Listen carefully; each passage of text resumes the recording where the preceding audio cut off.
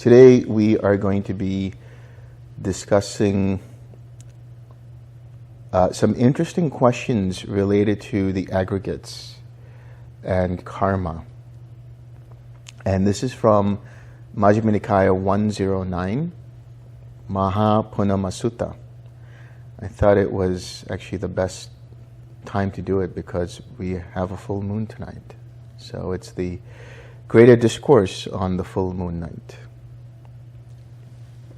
Thus have I heard, on one occasion the Blessed One was living at Savatthi in the eastern park in the palace of Megara's mother. On that occasion, on the Upasata day of the 15th, on the full moon night, the Blessed One was seated in the open, surrounded by the Sangha of bhikkhus. Then a certain bhikkhu rose from his seat, arranged his upper robe on one shoulder, and extending his hands in reverential salutation towards the Blessed One, said to him, "Venerable Sir, I would ask the Blessed One about a certain point. If the Blessed One would grant me an answer to my question." And the Buddha says, "Sit on your seat, bhikkhu, and ask what you like." So the bhikkhu sat on his own seat and said to the Blessed One, "Are these not, Venerable Sir, the 5 aggregates affected by clinging?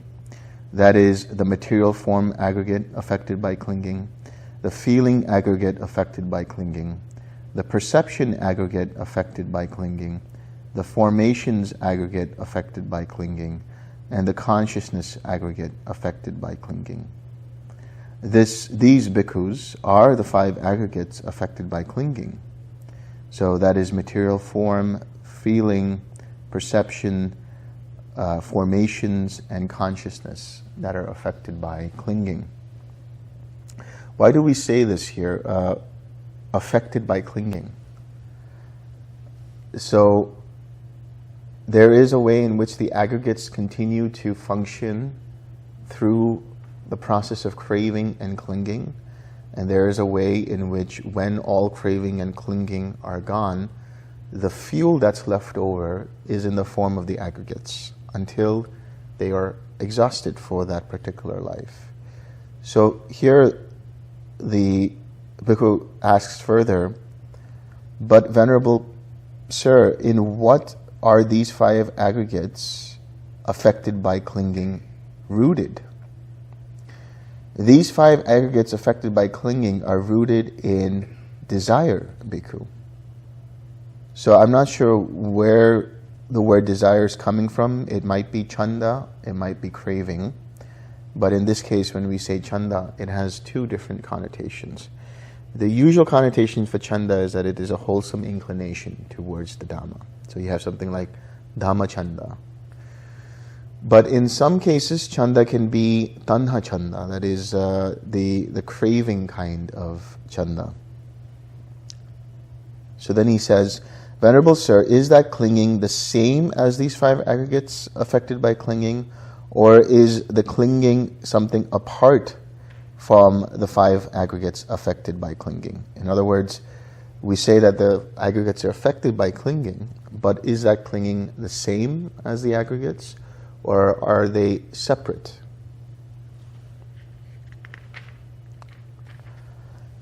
Bhikkhu, that clinging is neither the same as these 5 aggregates affected by clinging, nor is the clinging something apart from the 5 aggregates affected by clinging. Leave it to the Buddha to give you a non-straight answer. But here's what the Buddha says. "It is the desire and lust in regard to the 5 aggregates affected by clinging that is the clinging there."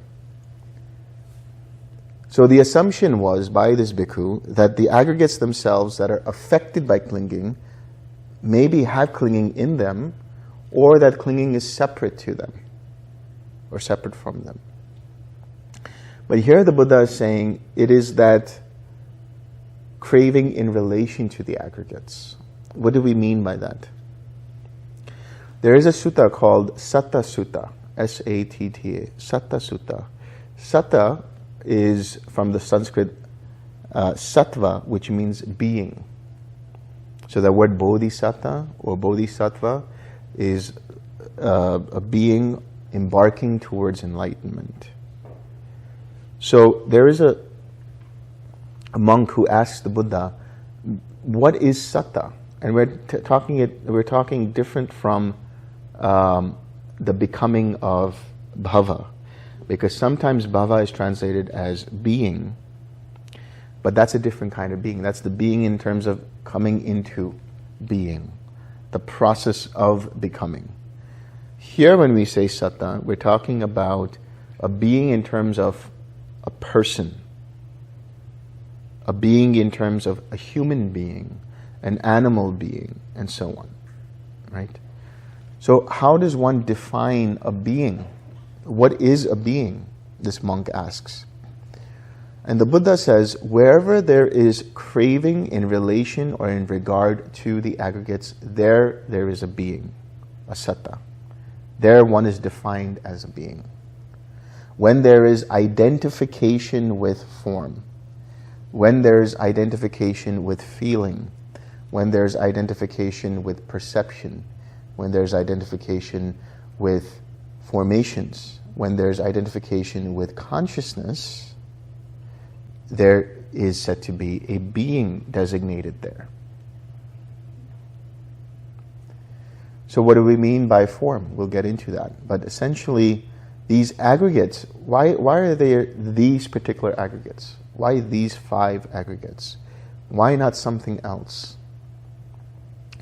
Because in the entire experiential framework of samsara, when we talk about human beings, animal beings, other beings throughout the cosmos, they have all form, perhaps, up until the formless realms. Above the formless realms, they have no form. However, all beings will have, to some degree or another, the other 4 aggregates.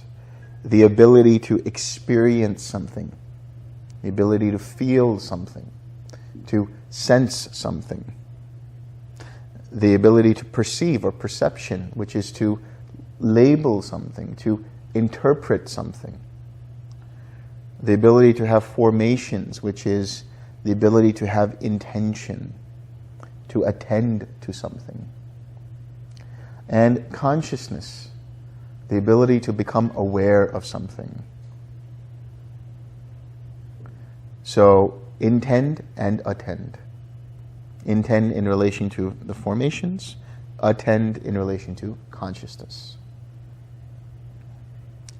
These are the 5 aggregates. And we talk about 5 aggregates because as humans, we have form, we have feeling, we have perception, we have intention, and we have attention, or formations and consciousness. So again, he says it is the desire and lust in regard to the 5 aggregates that is the clinging there.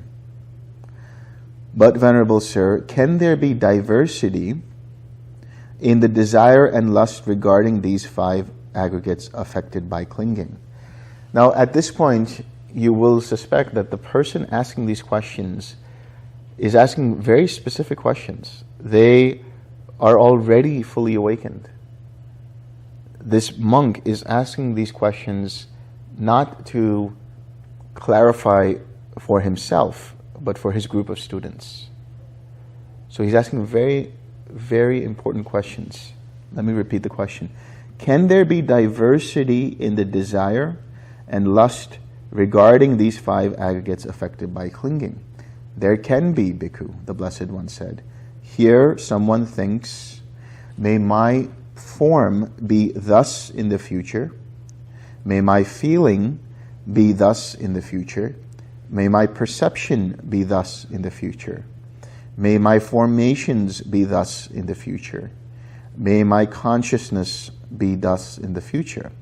Thus there is diversity in the desire and lust regarding these 5 aggregates affected by clinging. So, yes, it's about the future, but it's interesting where the Buddha says, may my form, my feeling, my perception, my formations, my consciousness. This you don't want to overlook. So the assumption is about the future, but there is a deeper assumption that these formation, this form, this feeling, this perception, these formations, these consciousness are me, mine, myself. And because I may identify with them, may they continue in the way I want them to in the future.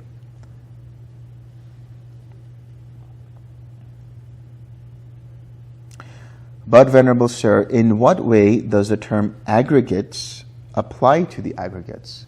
What do we mean by aggregates? Why do we say aggregates? Bhikkhu, any kind of form, whether in the past, future, or present, internal or external, gross or subtle, inferior or superior, far or near, this is the form aggregate. So, how do we apply the word aggregate to the aggregates? It's basically any kind of form. The form that we possessed in the future, in the past, so to speak, the form that we possess now, and the form that we may possess in the future, in the 3 different times. Far or near. It doesn't have to be our own form. This table is a form, this book is a form, this meditating Sasquatch is a form. Right? These flowers are form. This chair is form. The door over there is form. It's far from me. Far and near. All forms in whatever distance it is. That includes as the form aggregate. Internal or external. Internal or external form. External form is the form outside of this particular form. Internal form is any of the sense bases, the nervous system, the organs of the body, the skeleton, and so on. Internal. Gross or subtle. So here we're talking about gross forms in terms of on the earthly plane. Stuff that is happening here. Subtle can be the deva forms, the luminous forms.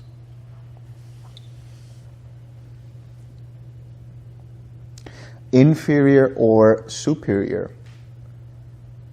That could be in terms of the quality of the form. Inferior in terms of it's a broken down form. Superior in terms of it's a beautiful form. However you want to express that.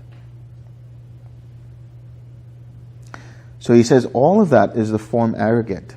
Any kind of feeling, whether in the past, future, or present, internal or external, gross or subtle, inferior or superior, far or near, that is the feeling aggregate.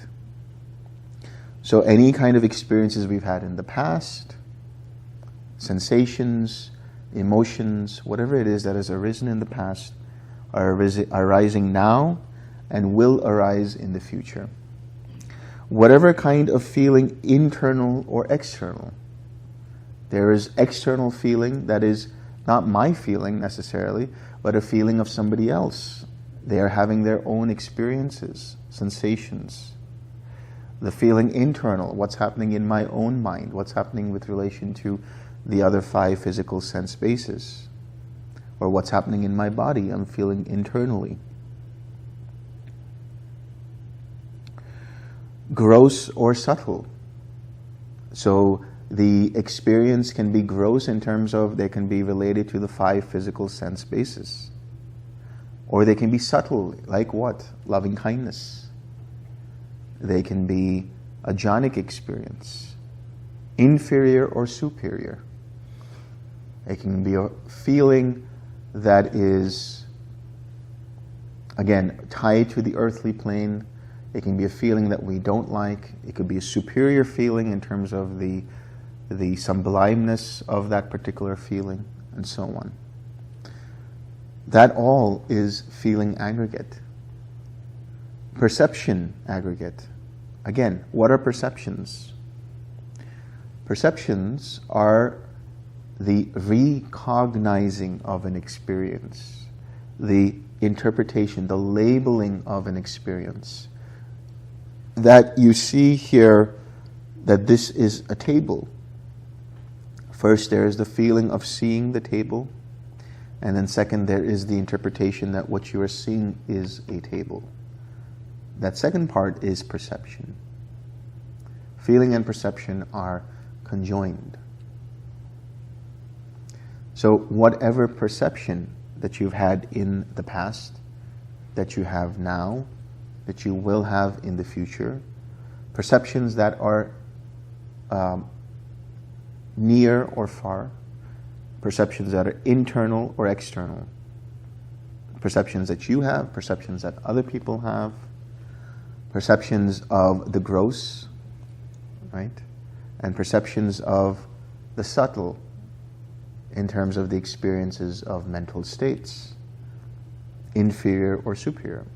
Certain perceptions that are inferior, viewpoints or perceptions that lead to suffering, viewpoints or perceptions that lead to the end of suffering. All of these constitute the perception aggregate. That's why we say aggregate. Likewise with formations aggregate. So the formations aggregate, what is that? Sometimes in the suttas, or the translations of the suttas, they translate as intentions or choices. Formations as choices. Because there is a interconnection between intention and formations. We talked about a little bit, we touched upon volitional formations and karmic formations. You can think of volitional formations as those that are activated due to some kind of an intention. We intend to walk from here to there, and so the bodily formations that arise allow us to do that process. We intend to say something, so the verbal formations come up for us to be able to contemplate, reflect, think, hopefully, before we speak, and then we break out into speech. We have mental formations that allow us to feel and perceive into what it is that we are experiencing. So, formations are dependent upon two things. Contact. You need contact in order to trigger the arising of formations for you to be able to either breathe or walk or do whatever it is in terms of the physical, to be able to reflect and contemplate and think about something before you say or express in speech. That's the verbal. And you need the contact to trigger your sense bases in order for you to feel and perceive. So when we think about dependent origination, it's usually in a linear pattern. Ignorance leads to formations, formations leads to consciousness, and so on. But there's a lot of different recycling, feedback loops that are happening in that process for the rest of the links to arise. A lot of different interconnections. So we may see the 2D model of dependent origination as a linear process. But one day we may create a more three-dimensional model of dependent origination, so we can see from where they're all coming and how they interconnect and interact with one another.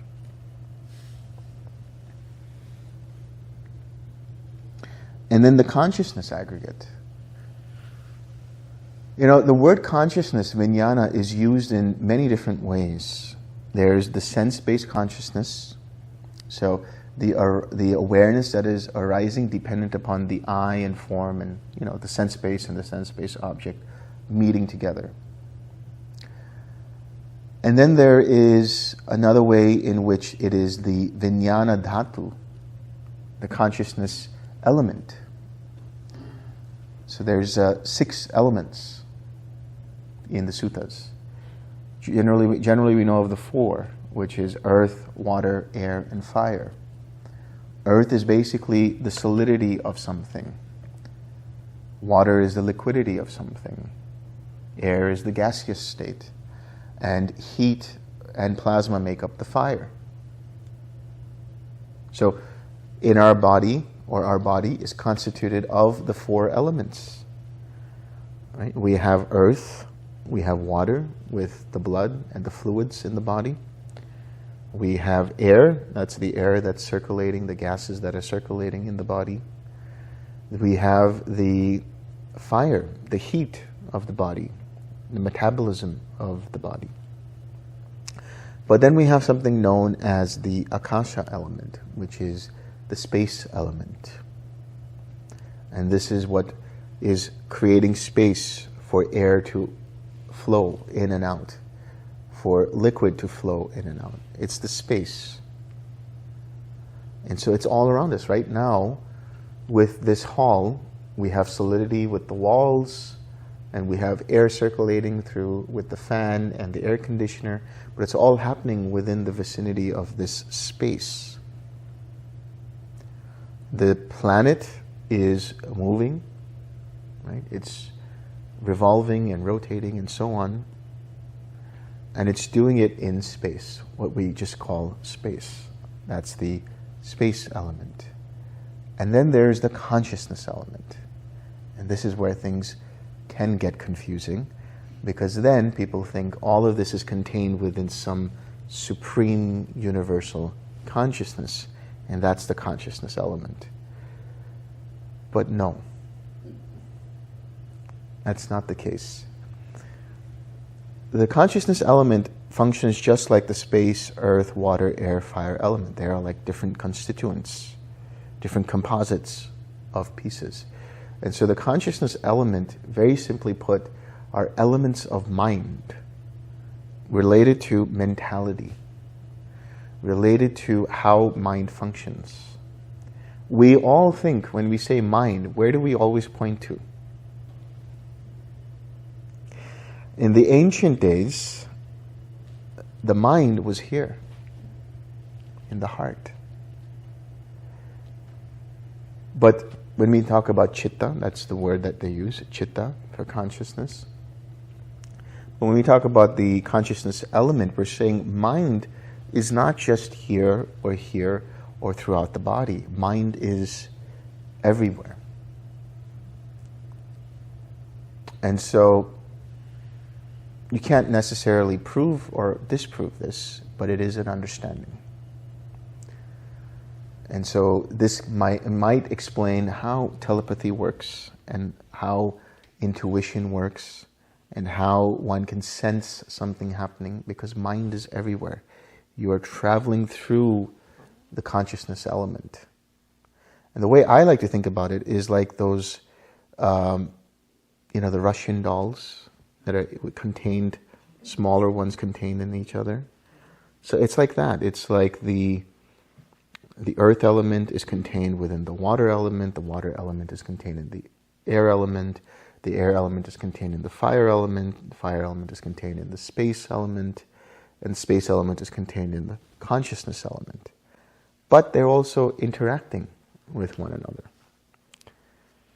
So we have consciousness as arising dependent upon the sense base and the sense base object, and we have something known as consciousness element, which, to simplify, is essentially just mind. And whether that means your mind or another person's mind or just minds everywhere, that's all consciousness aggregate. And then we go into something known as anidasanam vijnanam. Anidasanam vijnanam. Anidasanam,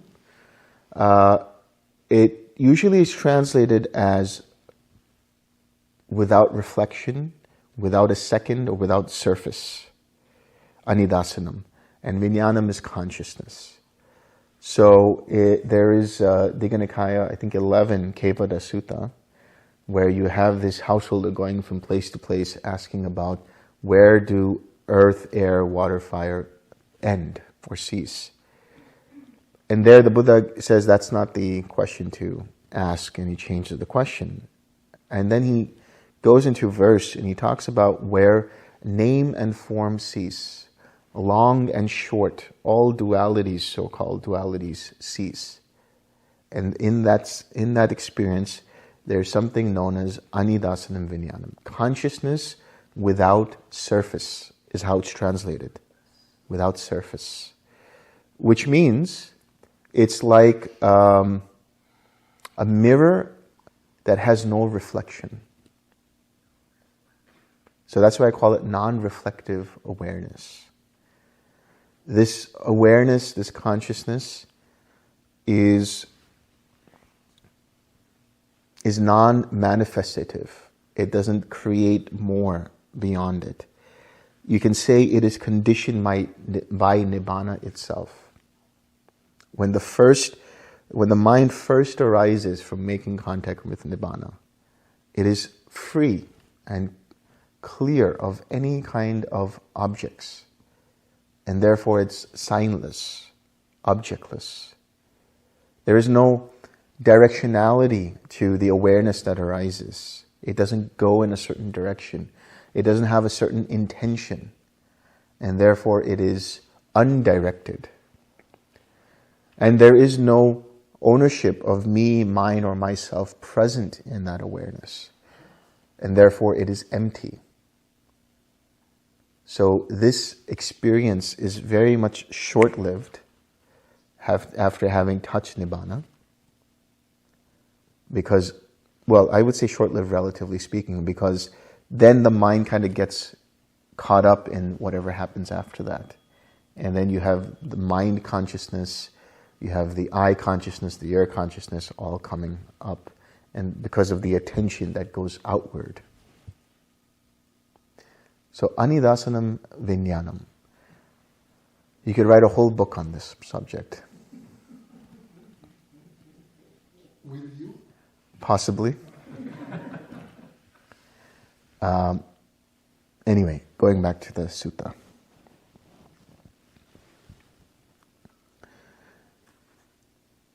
So then the bhikkhu asks, what is the cause and condition, Venerable Sir, for the manifestation of the form aggregate, for the feeling aggregate, the perception aggregate, the formations aggregate, and the consciousness aggregate?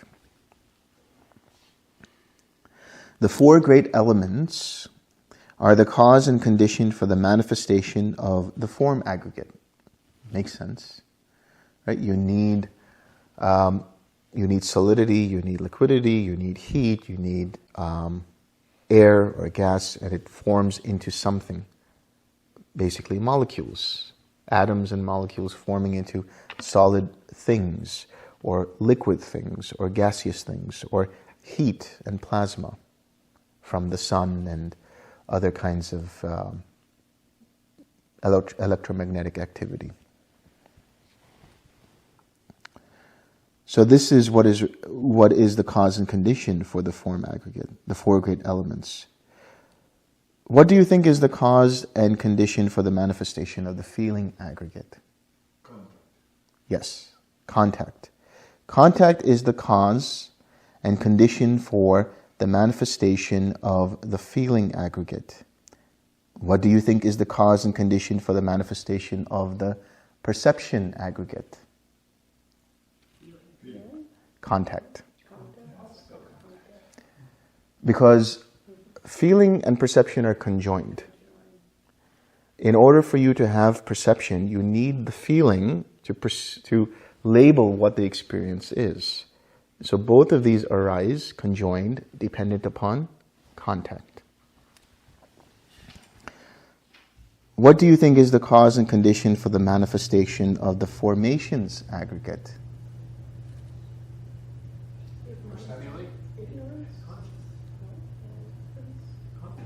Contact.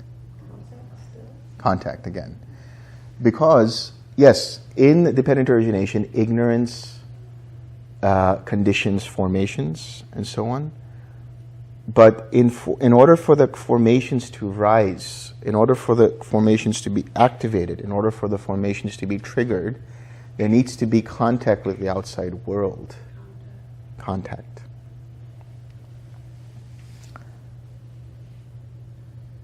What do you think is the cause and condition for the manifestation of the consciousness aggregate? Take a wild guess here. Say contact.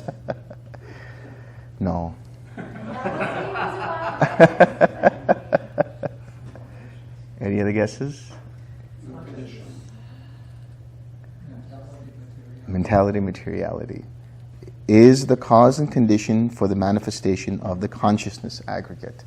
The manifestation of the consciousness aggregate.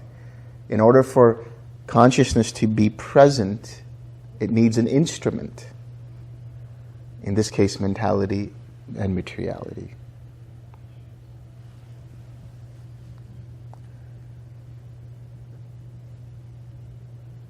And then he asks, Venerable Sir, how does identity view come to be? This is Sakkaya Ditthi. Right? This is one of the first three fetters. How does that come to be? Here, Bhikkhu, an untaught ordinary person who has no regard for the noble ones and is unskilled and undisciplined in their Dhamma, who has no regard for true men and is unskilled and undisciplined in their Dhamma. Such a person regards form as self, or self as possessed of form, or form as in self, or self as in form. Or he regards feeling as self, self as possessed of feeling, feeling as in self, or self as in feeling. He regards perception as self, or self as possessed of perception, perception as in self, or self as in perception.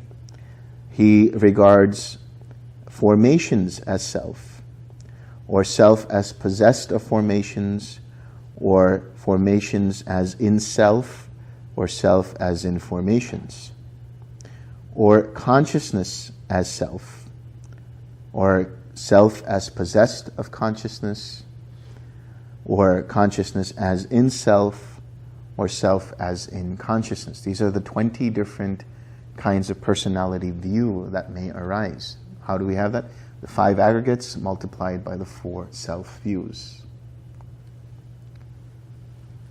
So what do we mean by the aggregates as self?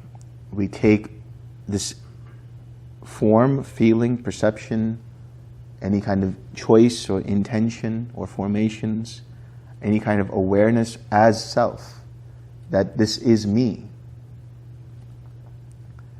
Right? We may mistake that me as that particular aggregate. How do we take self as possessed of any of these? We say, this is mine. This body is mine. This experience or feeling is mine. This perception is mine. This choice or intention is mine.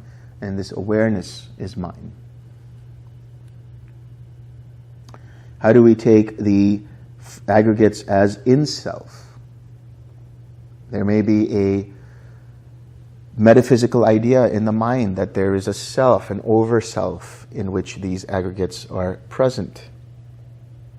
Right? Or in this case, in the fourth case, that the self, there is some kind of Atman that is present within the body, within the experience, within the perception, or within awareness. Right? These are the ways in which the mind can identify with the aggregates.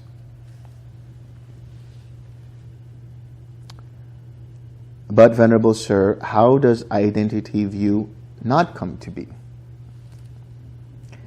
Here, a well-taught noble disciple who has regard for noble ones and is skilled and disciplined in their Dhamma, who has regard for true men and is skilled and disciplined in their Dhamma, does not regard any of the aggregates as self, or self as possessed of the aggregates, or the aggregates as in self, or self as in the aggregates. Basically, one has let go of taking any of these aggregates personally.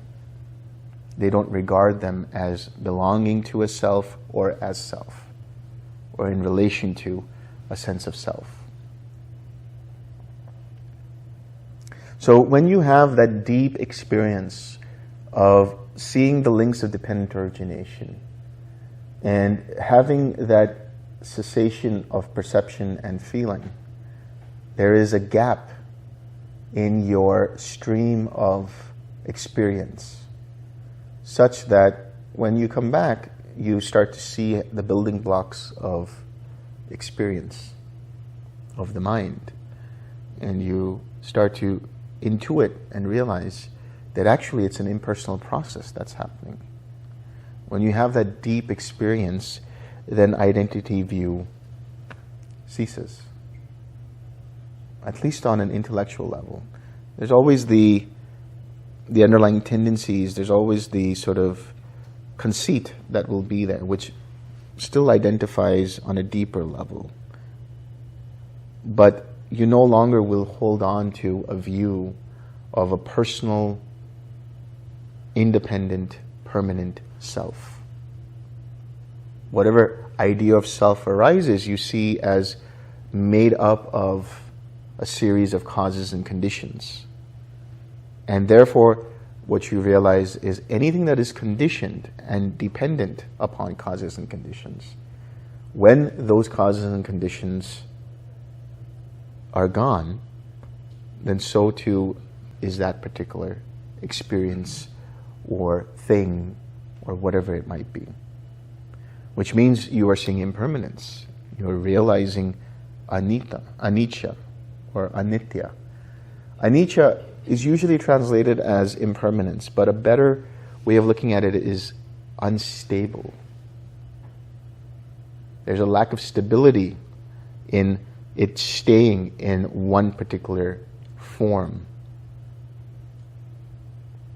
And because it is unstable, just like those shopping carts at Walmart, there's always that one wheel.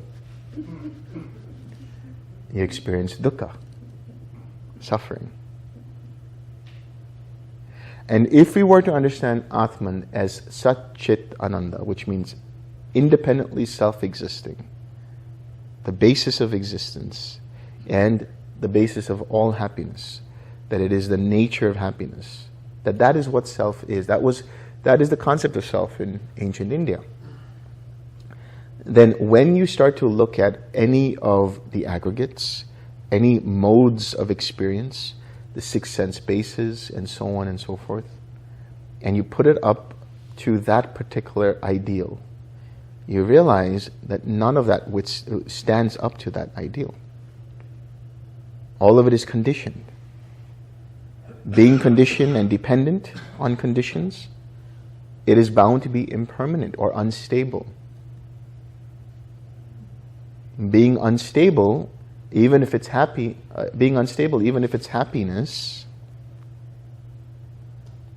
it will change. Therefore, it is still dukkha. Therefore, it is not self. It is not me. It is not mine. It is not myself. When I was in India some time ago, this was probably just before I took a sabbatical, maybe around that time. And I was with my former yogi teacher who had taken me to the Himalayas. And we were traveling down in South India, and we were invited to this celebrity's house. And the people there were very eager to meet with us. They had a very beautiful, sort of terrace with Buddha statues all over. And you could tell these people really wanted to know more about meditation and the Dhamma and so on. And they only had a very peripheral understanding of it. So we were sitting in their movie theater, and I mean actually a movie theater, with a big screen and everything, and we were looking at some of the movies and stuff like that. And then afterwards, they asked, so what is it you teach? What is it that you actually provide in terms of your teaching? And I could have gone into talking about the 6 R's, I could have gone talking about TWIM. But what I talked about was, there are two kinds of happiness in this experience. There is conditional happiness and unconditional happiness. And I teach how to leave conditional happiness so you have unconditional happiness. And they understood that. Like, so conditional happiness, what is that? That is happiness dependent upon circumstance, dependent upon externalities, internally or externally. But unconditional happiness is happiness just for the sake of happiness. There's no need for it to come up. There's nothing that brings it up. It is just the happiness born of or from Nibbana. And so here what we're saying is nothing in this conditioned existence can stand up to that kind of unconditioned happiness, because it is impermanent, because it changes and therefore is liable to cause suffering. If we truly see this with regards to the five aggregates, then we let go completely of any kind of identity view.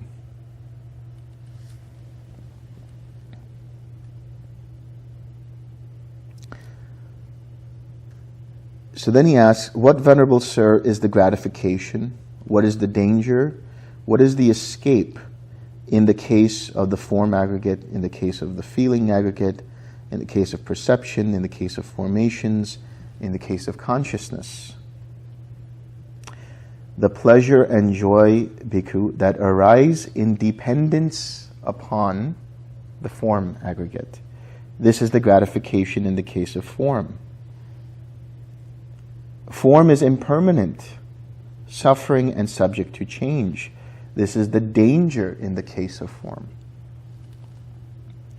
The removal of desire and lust, the abandonment of desire and lust in regard to material form. This is the escape in the case of material form. Likewise, the pleasure and joy that arise dependent upon feeling, on perception, on formations, on consciousness. These are the gratification. But these are impermanent, suffering and subject to change. And that is the danger in the case of these aggregates. The removal and of desire and lust, the abandonment of desire and lust in regards to these aggregates is the escape. So in other words, we just talked about this. Conditional happiness and unconditional happiness. Dependent happiness and independent happiness. The happiness that we talk about, that is Nibbana, is not dependent on any kind of condition. Even Sariputta was talking about this. He said, there is happiness even in no feeling.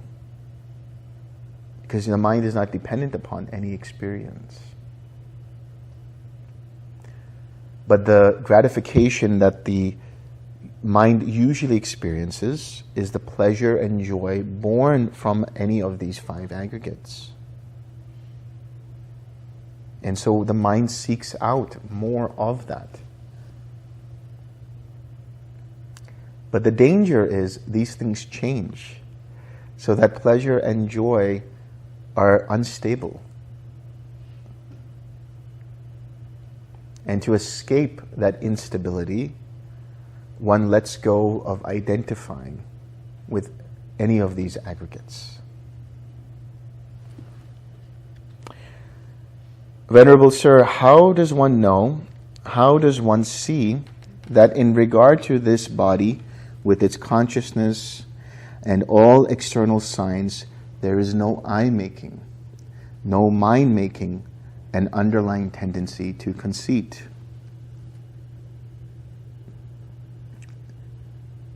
Bhikkhu, any kind of form, whether in the past or present, internal or external, gross or subtle, inferior or superior, far or near, one sees all form as it actually is with proper wisdom thus. This is not mine, this I am not, this is not myself. Any kind of feeling, perception, formations, consciousness whatsoever, whether in the past or present, internal or external, gross or subtle, inferior or superior, far or near, one sees all these aggregates as they actually are with proper wisdom thus. This is not mine, this I am not, this is not myself. It is when one knows and sees thus that in regard to this body with its consciousness and all external signs, there is no I-making, mind-making, or underlying tendency to conceit. So, yes, you could, on a surface level, look at all experience and the body and the perceptions, everything that's arising as this is not me, this is not mine, this is not myself. But you go deeper than that, and you trace where the I arises. You trace where the mind arises. You trace where the myself arises. In other words, you try to find the first layer that arises in relation to the I, me, or mine. And when you try to look for it, it disappears.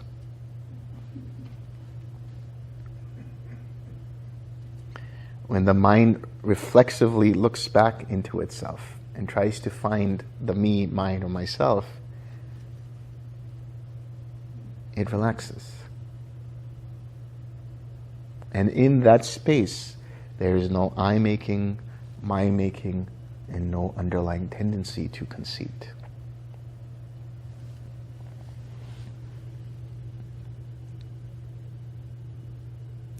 So, now this is interesting. So in the mind of a certain bhikkhu, this thought arose. So it seems form is not self, feeling is not self, perception is not self, formations are not self, consciousness is not self. Here's the question that arises in this particular bhikkhu's mind. What self then will actions done by the not self affect? Yeah. So he says, form is not self, feeling is not self, perception, all of these are not self.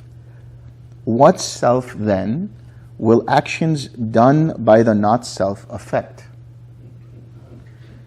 In other words, if all of these things are not self, then what is that self that is affected by the actions that are produced by form, feeling, perception, intention, and consciousness? Is there a self that is affected by those actions? Then the Blessed One, knowing in his mind the thought in the mind of that bhikkhu, addressed the bhikkhus thus. It is possible, bhikkhus, that some misguided man, that's a very tame phrase for the original Pali, which means you stupid idiot. Yes, Mog Purusha.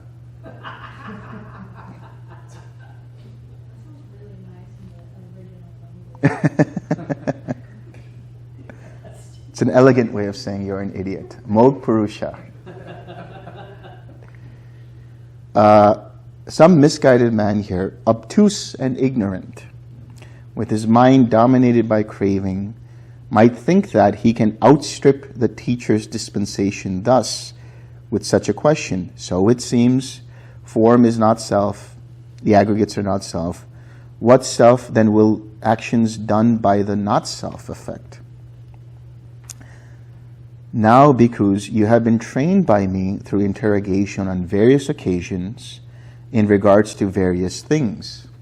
And so now the interrogation begins. I would urge all of you to answer. Bhikkhus, what do you think? Is form permanent or impermanent? Is what is impermanent suffering or happiness? Is what is impermanent suffering and subject to change fit to be regarded thus? This is mine, this I am, this is myself? No. Because what do you think?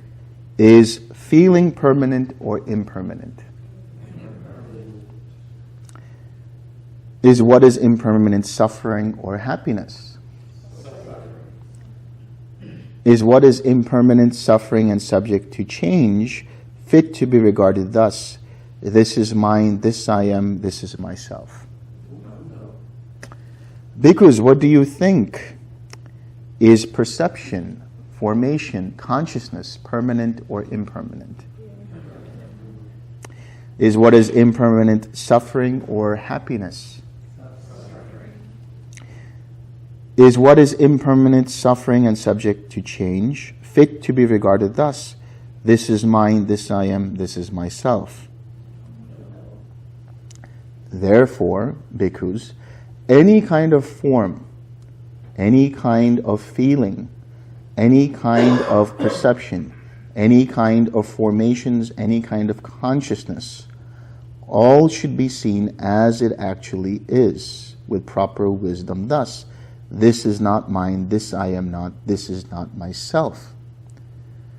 So when the Buddha is saying this, what he's saying is any action also that is produced from that, feeling or perception or intention or experience, whatever you want to say, any of the aggregates, that too is not me, not mine, not myself.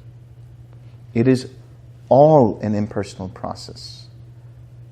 Karma, when we, have the precepts in the morning, there is that statement, karma is my heir. I am an heir to my karma. Karma is my relative, right? But we're not saying in the sense of this is me, this is mine, this is myself. We're just saying all of these aggregates are subject to action and reaction. But they're all dependent and interdependent with causes and conditions. In reality, there is no permanent, independent, personal self that is affected by any of the actions with regards to these 5 aggregates. So when we say, woe unto me, why is this happening to me? We're taking that independent personal self as the concept of this is happening to me. But if we were to see with proper wisdom thus, that all of it is an impersonal process, yes, we will feel the tinge of pain. Yes, we will feel the experience of, oh, this sucks. But our mind will have wisdom and say it is an impersonal process.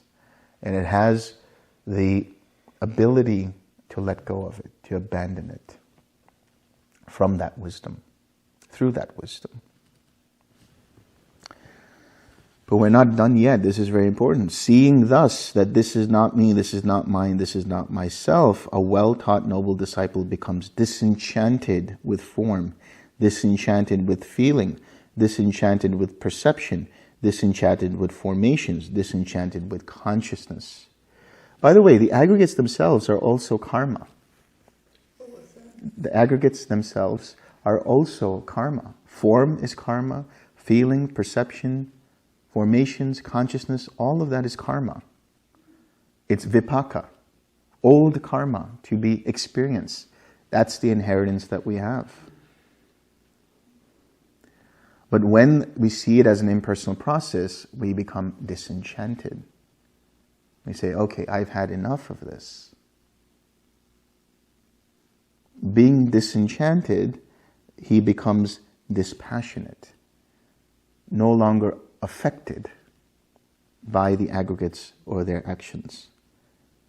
And through this passion, the mind is liberated. When it is liberated, there comes the knowledge it is liberated. He understands birth is destroyed, the holy life has been lived, what had to be done has been done, there is no more coming to any state of being. This is what the Blessed One said. The bhikkhus were satisfied and delighted in the Blessed One's words. Now, while this discourse was being spoken, through not clinging, the minds of 60 bhikkhus, it's always 60 for some reason, were liberated from the taints.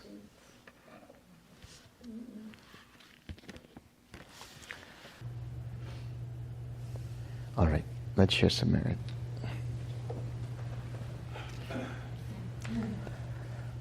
May suffering ones be suffering free, and the fear struck fearless be. May the grieving shed all grief, and may all beings find relief. May all beings share this merit that we have thus acquired for the acquisition of all kinds of happiness. May beings inhabiting space and earth, devas and nagas of mighty power, share this merit of ours. May they long protect the Buddha's dispensation. Sadhu, sadhu, sadhu.